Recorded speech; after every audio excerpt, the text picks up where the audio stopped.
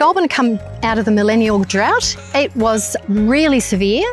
Goulburn nearly ran out of water. People who really cared about the biosphere, who cared about the environment, thought, why don't we build our own solar farm?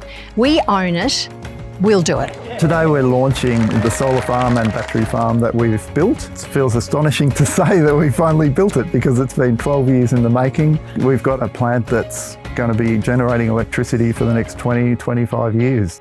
I'm Louise. I've been a resident of Goulburn for 30 years. Really, I'm just so proud of them. They're just amazing. And they're just regular people.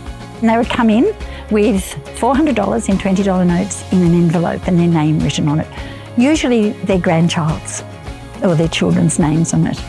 This particular solar farm represents a 1.4 megawatt solar farm, as well as an integrated tracking system and BESS system as well, so that the community can enjoy not just the generation of solar, but also the storage that comes along with that excess solar produced.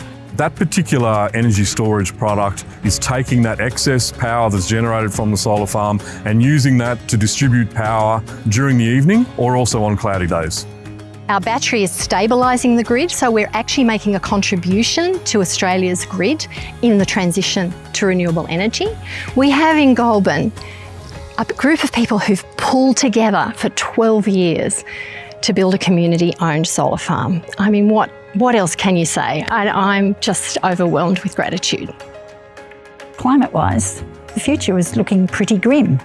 And as a country, we were struggling to meet all sorts of targets, and they really were investing in their grandchildren's future.